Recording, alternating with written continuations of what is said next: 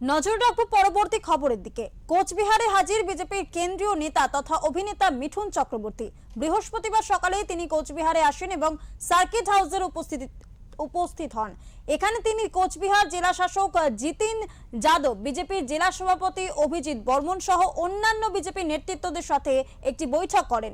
এদিন এই প্রসঙ্গে অভিজিৎ বর্মন জানান, নির্বাচনের প্রাক্কালে মিঠুন চক্রবর্তী কথা দিয়েছিলেন রাজ্যে ক্ষমতায় আসলে তারা স্থাপন করা কোচবিহারের ক্যান্সার সেন্টারটি সংস্কারের উদ্যোগ নেওয়া হবে। মূলত সেই কারণেই তিনি কোচবিহারে এসেছেন। পাশাপাশি কোচবিহার মেডিকেল কলেজ সহ অন্যান্য স্বাস্থ্য কেন্দ্রগুলোতেও পরিদর্শন করার কথা রয়েছে তার।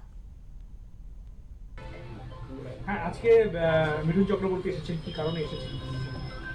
দেখুন, উনি ইলেকশনের আগে তিনি প্রতিশ্রুতি দিয়েছিলেন, তিনি সবাই বক্তব্য রেখেছিলেন এবং কথা দিয়েছিলেন যে সরকারে এলে পরে উনি এখানকার যিনি এক সময় ক্যান্সার হসপিটাল তার দ্বারাই প্রতিষ্ঠিত, তিনি অনেক অনুষ্ঠানের মধ্যে অনেক কালেকশন করে সেখানে ডোনেট করেছিলেন, নিজেও ডোনেট করেছিলেন। সেই ক্যান্সার হসপিটাল অনেকদিন ধরে অটোজোগে পড়ে আসে। উনি কথা দিয়েছিলেন যে এখানে যেহেতু আমার হাত দিয়ে শুরু করেছিলাম, আমরা সরকারে এলে পরে আমি এখানটায় আসবো এবং এই ক্যান্সার সেন্টারে যাতে মানুষ এখানে চিকিৎসা পায়, সুযোগ সুবিধা পায়, সেগুলো উনি দেখবেন, সেটা কথা দিয়েছেন। সেই সঙ্গে সঙ্গে আমাদের কোচবিহার এমজিএম হসপিটাল উনি সেটাও পরিদর্শন করে দেখবেন এবং পরিদর্শনের পর তিনি কী সিদ্ধান্ত নেন তিনি সেটা করে যান। আচ্ছা, আজকে কি যাবেন পরিদর্শনে?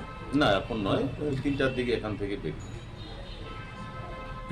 যাতে পরিষ্কার কথা একটাই, যে মানুষ যাতে পরিষেবা পায়, ভালো পরিষেবা পায়, তিনি সেটাই দেখবেন এই বিষয়টা। এবার সেই জন্য উনি এখানটায় এসছেন।